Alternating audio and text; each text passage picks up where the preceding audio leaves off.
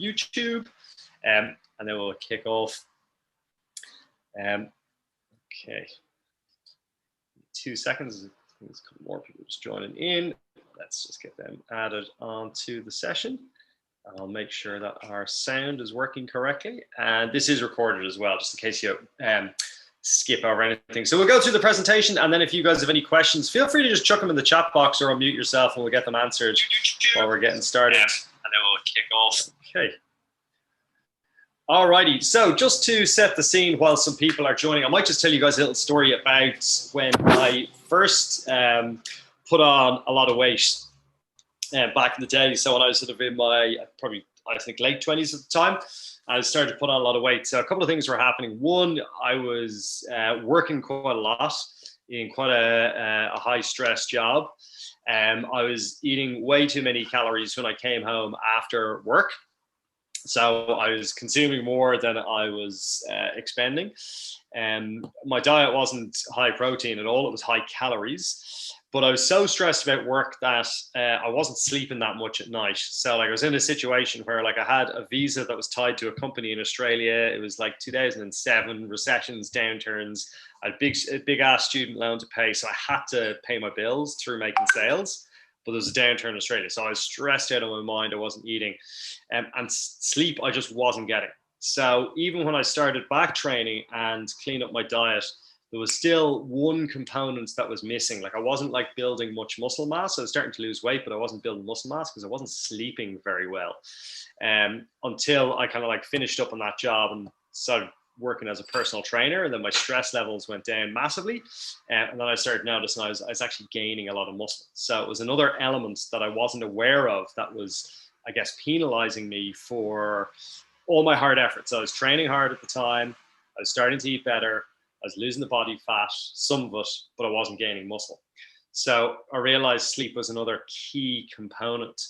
So I'm going to pass you over to Miss Dunn now, who's got a kick-ass presentation, no doubt. She's going to tell us all about the importance of sleep and why it's a beneficial part of the journey we're on at the moment. So do you want me to, I'll allow you to share a screen here as well. Perfect. And then you can get the details up. So remember, guys, feel free to just chuck a couple of questions in the chat box or unmute yourself. I'll go through them as well. Sorry guys. There you go. You can see it there? Yeah, we can indeed. Okay, perfect. Yeah, so today we're going to be talking about sleep. And as you said, like I was the same as you, Ronan. I didn't really realize the importance of it. But like I'm mainly going to be talking about sleep for recovery today, but sleep is important with everything. It just like has some impact in one way or another. But so first, there we go, sorry. So I'll first start off with what is the circadian rhythm. So the circadian rhythm refers to physical, mental, and behavioral changes that follow a 24-hour cycle. So we're basically like a time clock, like when we wake up in the morning, different hormones are released and it changes throughout the day and different things happen to your body. And then until you go to sleep at night and wake up the next morning, they all start again. But this responds naturally to light and darkness. So even when you wake up in the morning, you'll notice like it's that, do you know, if you switch on your phone, it's that bright light that like really makes you jump up. And that's when that happens, you're going to get a release of serotonin. So that's what's going to help wake you up. And then like with that, you'll find like, do you know, if you spend a whole day outside, you'll notice like by the night, you might have a better night's sleep, and that's because that serotonin then changes into melatonin because they're related. So yeah, it's everything is interlinked. Yeah. Notice even for like as a trainer as well, like at winter time, let's say my alarm goes off at 5:30 or 6 o'clock and I got to go teach a class. I always feel like I'm still tired. It's hard to get out of bed because there's no natural light coming in the window. But if it's the summertime and, you know, it's 5:30, 6 o'clock and we've got those lovely bright days, I'm jumping up out of bed. I'm ready to get down and teach a class. Yeah. So like just having that response to light is really important. There's some products you can get alarm clocks that release slow light as well. So as your alarm clock It releases slow light. That actually does help you to get up. But you're dead right. It's not the right way to do it. But you know, in the morning time, you check your alarm, and Jesus, the blue light like hits your face. It's such a shock, like. But even that, like that alarm clock is really good. I have one. Like it, I think I don't know how to figure it out properly, but I think like it's like say an hour or so before you wake up, it like gradually gets brighter, so you're not getting that like big shock as you would with your phone. Yeah, absolutely. So a bit of technology you guys can use to wake up in the morning, so you're not missing out on your early morning classes. And then so how much sleep do we need? So we spend about 1/3 of like our 24-hour day sleeping, so and 2/3 awake. So approximately 36% they say we spend sleeping of the time. Though there's some slight variation in length due to genetics, as well as like what age you are, what life stage you're in. So like, as you know, babies sleep a lot, so they sleep for around 17 hours a day, adults for about 7 hours, and then elderly people they sleep for a bit less, so around 6 hours tonight. And this is due to like several reasons, like as you get older, things start to slow down in the body, and as well, like elderly people for the most part aren't like expending as much energy, or they've kind of a slower pace to their day. Yeah. I suppose you can even look at that from a muscle growth perspective, which we'll touch on in a second. If you think about like a baby, like they're just growing constantly. They're just getting like milk and calories. And they're growing. So they need to sleep to grow.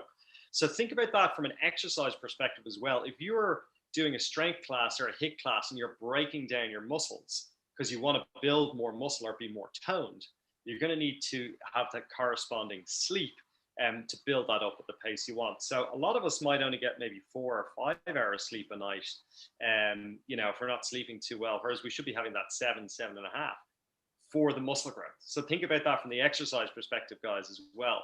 And we'll talk about some tactics to get a better sleep later on as well. But it's just interesting to look at a baby versus an adult and how there is a comparison there with sleep and growth. Yeah.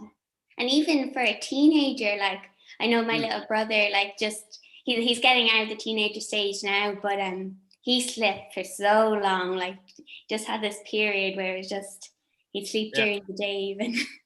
Yeah, and then like is a foot taller a month later. Yeah, exactly. Whenever I see him now, it's like a bit of a shock. So what are the different stages of sleep? So we have 4 stages of sleep. So there's non-REM stage 1, non-REM stage 2, and non-REM stage 3, and then REM sleep. So they all last for different amounts of time, kind of depending on the person. But the first stage is kind of when you're just going into that like slight sleep, you're drowsing off. The second stage is when your body temperature drops and your heart rate starts to slow down. And then you're going to go into the third stage, which this is actually the deepest part of sleep. I think people sometimes think it's the REM sleep. So REM stands for, rapid eye movement. So, but yes, the third stage of sleep where you're in your deep sleep and you don't dream in this stage. You're in your deep, like kind of conch. And then in the fourth stage, this is when you dream. So this is when your brain becomes more active, your body becomes relaxed and immobilized. And a funny fact, actually, well, not a funny fact, but they actually don't know the exact reason why we dream yet. I think there's like a lot of research going into it at the moment. They think it could be to do with like helping us become more creative, or just maybe thoughts that are in there. But they don't know exactly why yet. But if you ever, Stage 3 is the one where all the hormones get released. Is that right? Yes, like, hormones and stuff like that. So it is really important to get into that deep level of sleep. Yes, yeah.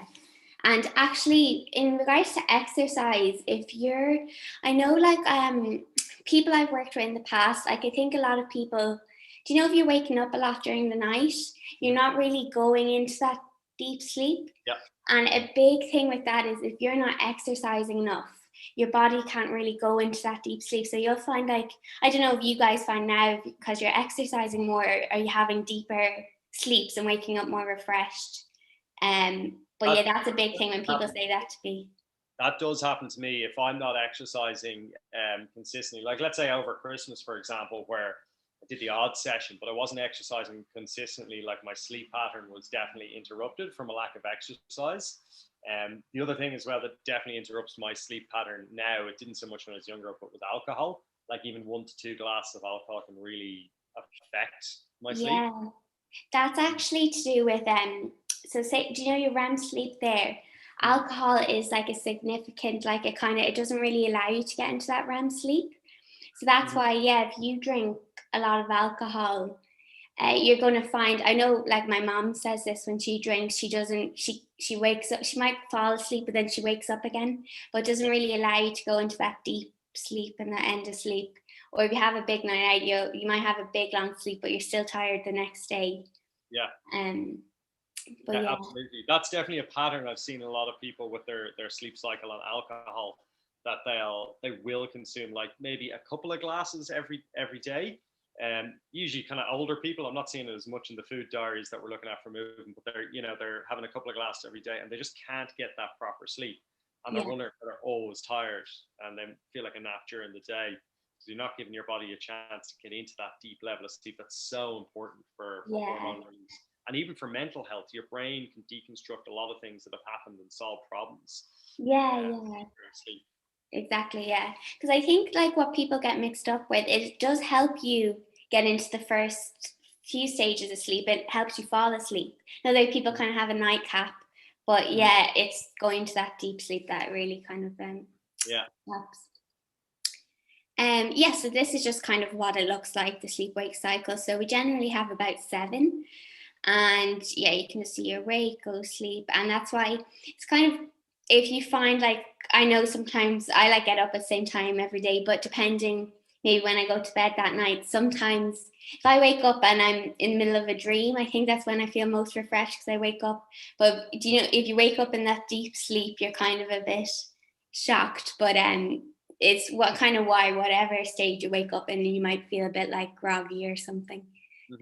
But that's okay, it kind of mellows out over the day. Now, so this is just kind of like, why do we sleep? So physical repair, so muscle and tissue repair. So kind of what you were saying before, Ronan, if you're with the majority of the growth of your growth hormone is released in the early hours of your sleep, and kind of it's released in pulses, but the majority is released in the early hours. But if you're not sleeping enough or a lot at all, you're not going to get that growth hormone. So like you're having protein and stuff, which is going to help build, not grow your muscles, but it's going to help like them not break down and keep what's there. But it's not, you're not actually going to grow muscles unless you're getting like good quality sleep. Yeah, that's something that people don't realize, that like, they're having all their protein shakes and they're not getting bigger. Yeah. They're just literally maintaining that level of muscle that they have, but maybe they want to stack on a little bit more. And then when you actually look at their habits, you can see that their sleep pattern is broken, or else they're incredibly stressed from something else. Like there's a lot of cortisol going in. Yeah. And the way to reduce that cortisol or stress level is to get good sleep. For some people, it's a little bit chicken and egg. So I'll talk about some strategies I've used in the past. You might consider some of them controversial, but that's okay. We'll talk about that at the end. But they definitely do and have worked for me. But yeah, just keep that in mind, guys. If you're not getting sleep and you want to grow that muscle, so you're doing everything right with the exercise, 3 or 4 sessions a week. You're getting your 30 to 40% of protein. But you're not getting sleep, you might just plateau and stay at a certain level. So bear that in mind. Yeah, exactly. And yeah, just resting the body and helping your immune system function. And then physiological symptoms, so we feel more alert, more energetic and happier. We learn things better. So if you find you're not sleeping great, your memory might be a bit iffy, and decision making and emotional stability. So that's kind of, you look like, I know myself, if I don't get a good night's sleep, I can be quite cranky the next day. So yeah, just it affects so many things. Now, so this is kind of going into circadian disruption. So this is when maybe, so as I said, we're kind of like a time clock, like our whole body. But if you start doing something that's going to interrupt this, your hormones are going to go off balance, and just things in your body are going to go out of alignment. So this can result in like struggling to fall asleep, waking up during the night, waking up in the morning, having shallower, fragmented, and lower quality sleep. So if you're, say you might have a week, which we all do this happens to everyone, but like you have a week where you might be staying up later studying, or you might have a busy week at work, or it might be kind of consistent for a while, you might find that even though like you plan to sleep in a bit later, you're still waking up a bit earlier, waking up during the night, and it's just your body kind of trying to balance itself. And yeah, this can particularly happen for people who do shift work, which again, like there is shift work, that there is a lot of people who do shift work, and there are ways around this. There's ways, like particularly for shift workers, I've done a few meal plans for them, and you can kind of like eat in a certain way that's not going to, like your gut bacteria, I have that here as well, that has like a body clock as well, so that breaks down nutrients differently at different times of the day. So there's a way you can work around it and really help yourself adjust. Yeah. And then like traveling, I say everyone's kind of experienced a bit of that. You get a bit jet lagged, and then light disruption. With light disruption, you probably know this, but on your phone, even like if you say even at 6 o'clock, if you take the blue light off and put it on the orange light setting, I find that's very helpful, and you can kind of set it like different hours during the day. Yeah, that's one of the tips definitely that I've found most helpful. So like social media, for example, is something that I used to consume a lot. I try not to as much anymore, like TikTok, Instagram, Facebook. Goddamn TikTok, it's addictive. If you're not on it, don't get on it. But I've now, to help me sleep at nighttime, what I've done is I've set like a restriction on social media, so I can only get half an hour per day. And once I hit half an hour, like if I could be in the middle of like reading a post on Instagram, it will actually close down. And usually I've consumed all those minutes prior to, maybe 8 or 9 o'clock at night.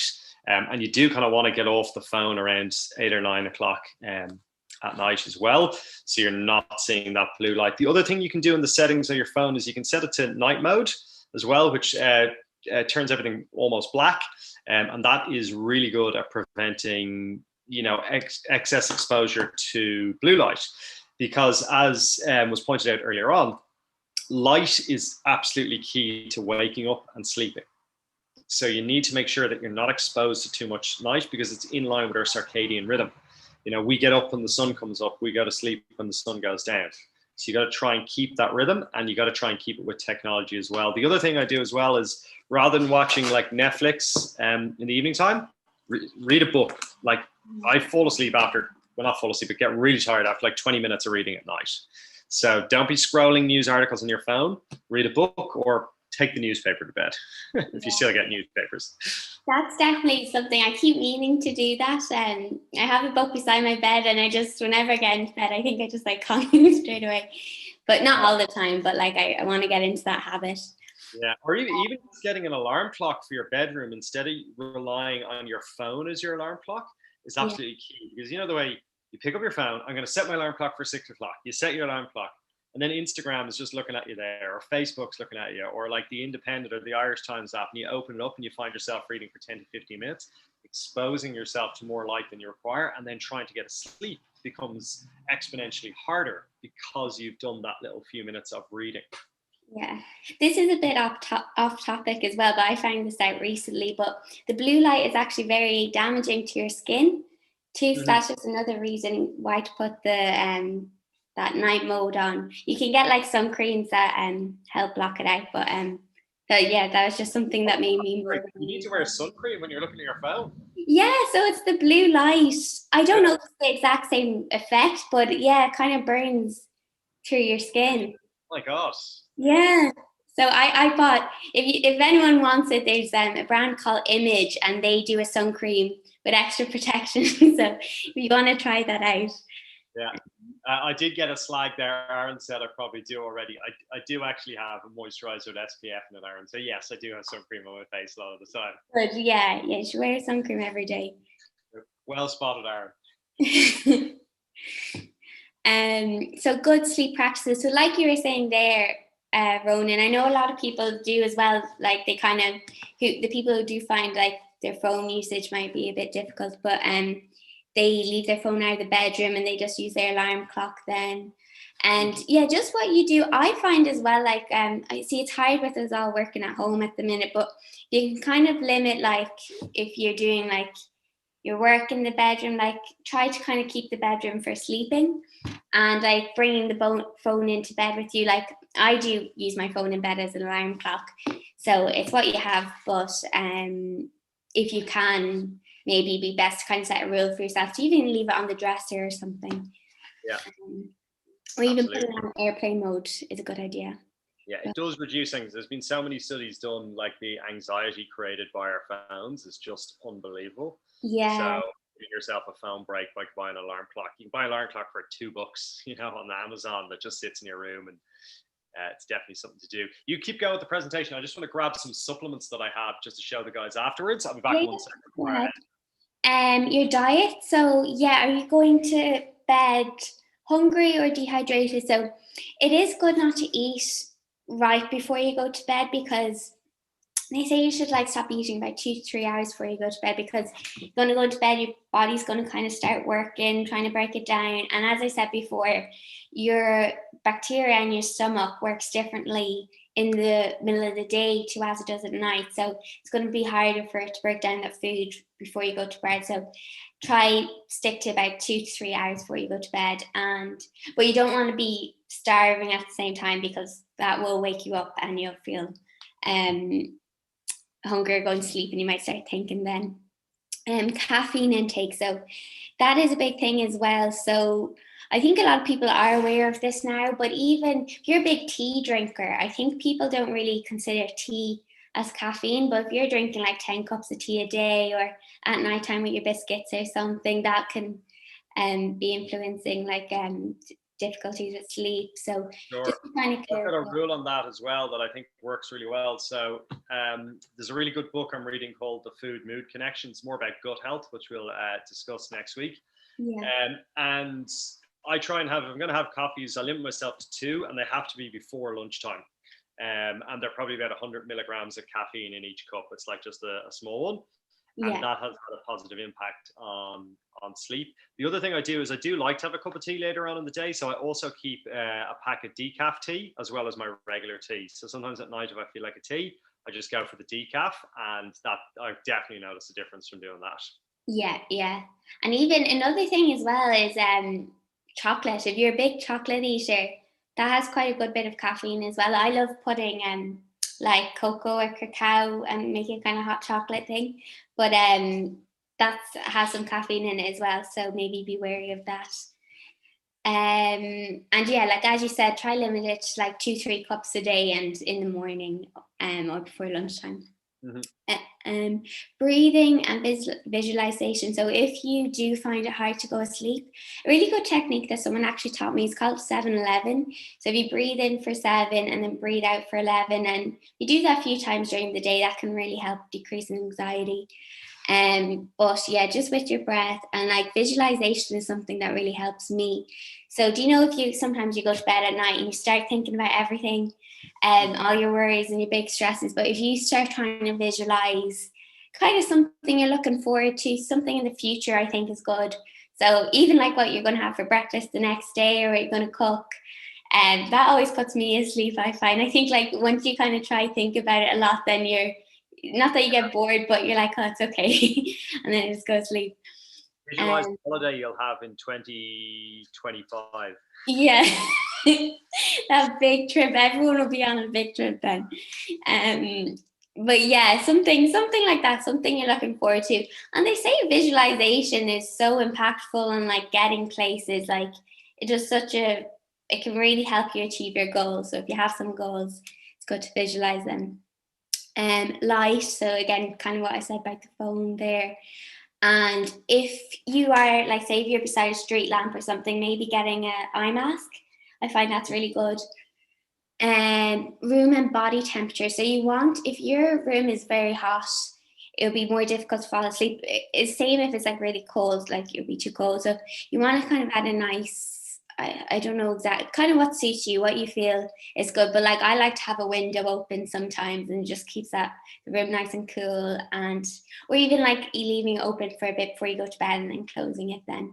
Yeah, I have a heat timer as well because I prefer sleeping in hot temperatures than like cold. So I have a heat Okay. timer. So when I'm about an hour before I go to bed, it heats up the room, and then usually an hour after I would have normally been asleep, the heat goes off, Oh, and okay, that's definitely made a difference to getting to sleep. Anyway. yeah, that's a good idea. Yeah. And then establishing a routine. So this is very beneficial. So even if you kind of, after you finish work for the day, if you kind of have your routine of maybe tidying up the place or having your dinner, and then just doing the same things, maybe taking off your makeup, brushing your teeth, and just all those little things that kind of, you're repeating those every day. It's going to like signal to your brain, oh, we're going to bed now. We can start switching off. So yeah, really good to follow that. We're not as complex as we like to think we are as humans. Like we can be trained animals. So having that Yeah. routine really does work. Where maybe the phone goes off at 8 o'clock, or I'm going to do the dishes now. I'm going to put my pajamas on now. Whatever it is, brushing teeth. It's basic stuff, but when done repeatedly, will condition yourself to go to sleep. It's basic, but it really does work. It just takes practice for 4, 5, 6 weeks. Yeah, exactly. Just building a habit. Habits are great for that. Um, but yeah, so something, do you know if you're someone who does worry a lot at night?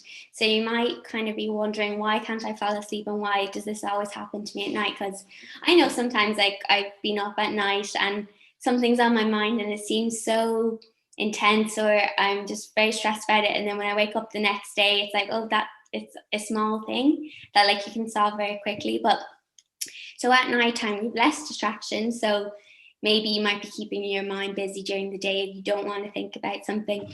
But also, if you're working late, or if you're maybe planning something late, or just like your brain's going, which might be hard at the moment. I know a lot of people find it hard working from home and like switching off at a certain time.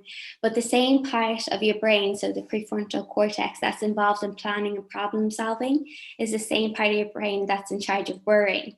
So if that's stimulated and then you go to bed, your brain can it can just jump into the worries and like look for what is out there. What should you be worrying about? Whereas there might be nothing at all, but it will pick out things then.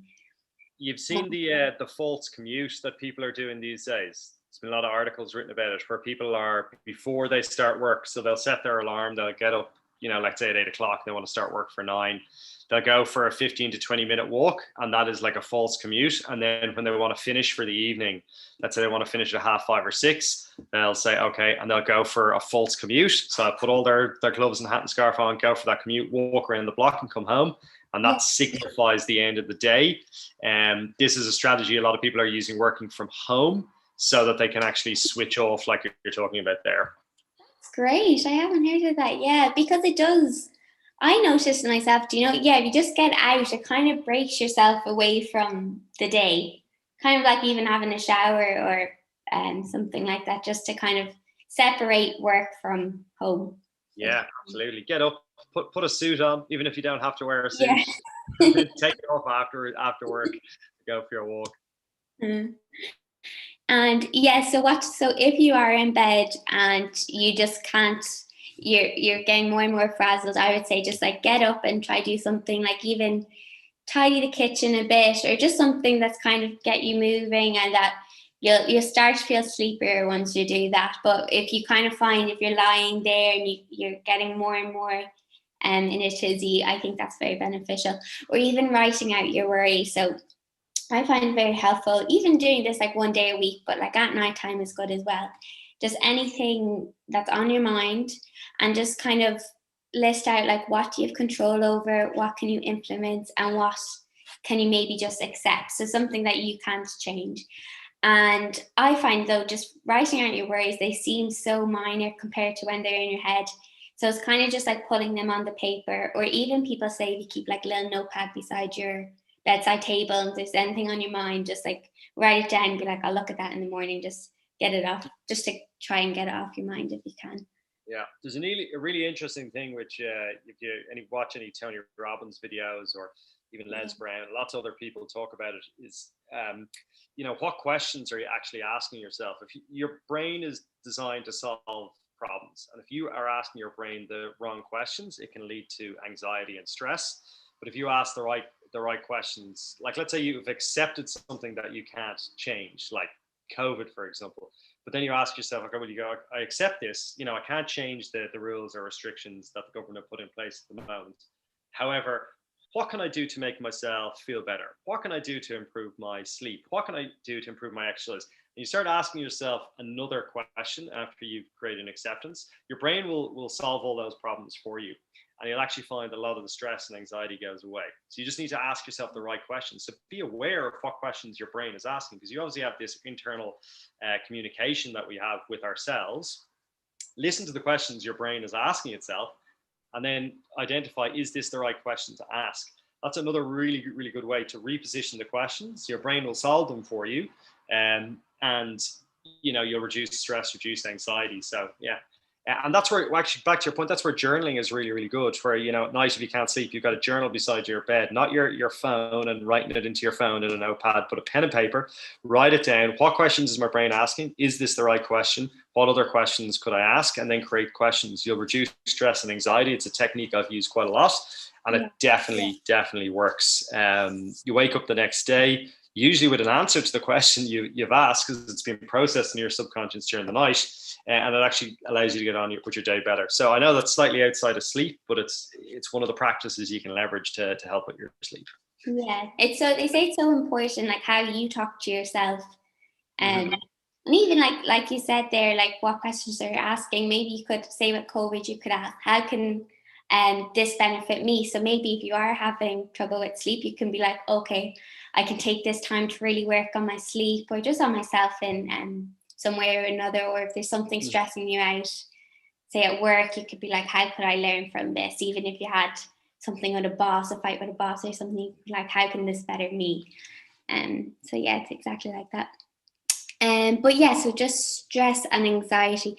So high stress levels can increase the number of fat cells that we generate, so that particularly around the abdominal region. So I know a lot of people do say that's kind of where they might store fat, but that it mightn't be stress, but it could be a factor. But you do get quite bloated when you are stressed as well, and it can also, it does increase cortisol levels, which can increase your sugar craving. So it could make you want to reach for the biscuits or just like the quick sugar fixes. And yeah, it's kind of like a cycle. Then you might get a bit more stress and then sugar cravings again. So, and as well, insufficient sleep can result in a decrease in leptin, which is a satiety hormone, and an increase in ghrelin, which is a hunger stimulating hormone, and increases in appetite when food intake is controlled. Yeah, so it is like a little cycle, and I can vouch for this in the past when like my stress levels have been up. I've had increased cortisol. With increased cortisol, I've found it harder to sleep. I've also retained more fat around my stomach area as well. These are like all things I've experienced.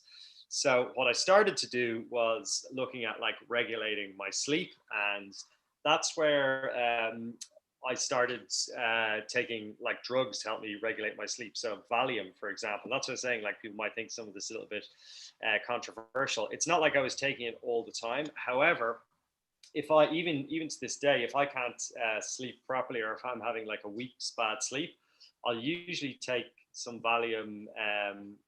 It's a muscle relaxant versus something that helps you sleep. It's prescribed for depression sometimes, but it actually regulates my sleep cycle again. And then I'll use normal supplementation, so ZMA tablets, which is just zinc, magnesium, and vitamin B6 for sleep as well. These supplements, the ZMAs, I've found incredible for helping me get to sleep. So I guess some people might say, oh, you're self-medicating, blah, blah, blah.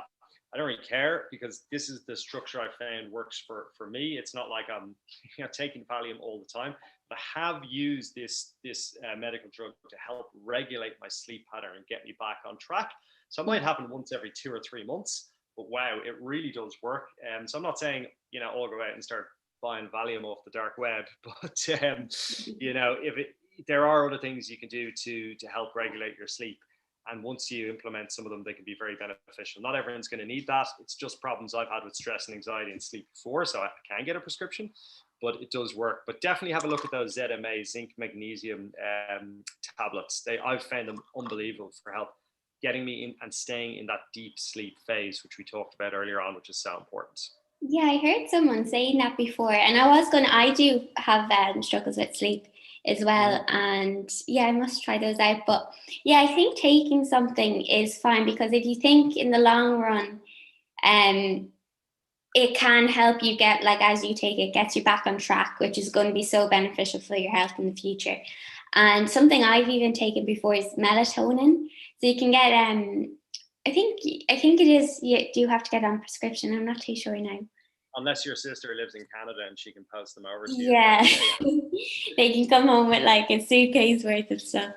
But yeah, that can be helpful, because it's just helping you like get into that sleep again. And yeah, everyone's kind of different. Everyone's going through different things, and different things help people. So yeah, if you can kind of work out a routine for you, it's great, but it might take some time to get there. Yeah.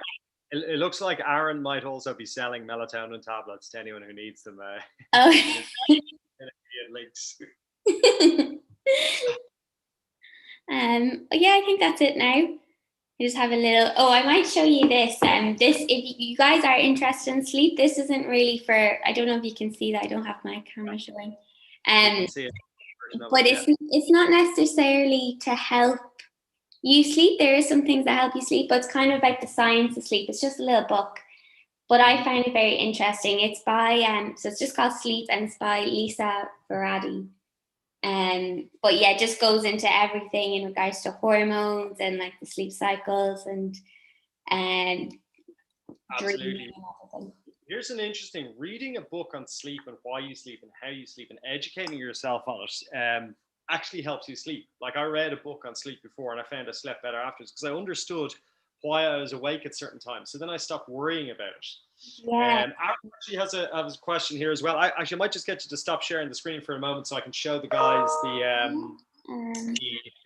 the tablets that I take. So let's have a look. So here they are here, guys. So zinc and magnesium. So it is zinc, magnesium, and vitamin B6. It's a food supplement. You can tend to get a lot of this in your diet anyway, but we don't always get the daily required amounts. Body First Nutrition in Ranelagh, just opposite Urban Health, has them. If that's outside of your 5K, you can order them online and they'll ship them out to you. But zinc, magnesium tablets. This is interesting. I heard about this on a podcast maybe a year or two ago by Blind Boy, who's the guy who did the Horse Outside song from years ago. And he heard about them through bodybuilders. So bodybuilders take these to help improve their sleep so they can repair their muscle. However, he was taking them for other reasons, which was anxiety and depression. And you solve a lot of your problems when you're asleep. So by taking these, it does help. Now, it's not going to be, it's not like a wonder drug or whatever like that that's going to help you, but it does help, even if it's an extra 10, 15, 20 minutes of deep sleep, it's really going to help. You might notice it straight away. Like, I noticed it when I took it straight away. Some people say they take longer to notice the effects, but having that zinc and magnesium is a natural way to get to sleep. And this is all natural. So you don't need any of those drugs myself or Aaron are peddling, like melatonin or Valium, but it definitely can help. Yeah. Any other questions, guys, on sleep? What have you got for us? Or any other nutrition questions even that you have from the previous weeks? You guys are all pros. This is going to be our top class so far. Good work. Cool. Well, look, if there's any other questions you have, feel free to shoot them through to me and we can get them answered. Food diary reviews are going to be happening from today onwards. I noticed a few people still haven't set their diary public, even though they've given us their name. I think everyone on the group here today has, so that's okay. I'll put a recording of this up on YouTube. It'll be up there. It's recorded now, but it'll be up there tomorrow for anyone else who's missed it. I'll drop the link in the group. Awesome. Oh yeah, so actually Aaron said you got the magnesium 365 powder as well. Yeah, that's really, really similar. That magnesium definitely helps with the sleep as well. I think that's the one my mother uses as well, and she recommends it. Nice one. Thanks, guys. Thanks for joining in today. We'll let you back to work and we will catch you on the next online class. Cheers, guys. See you later. See ya. See ya.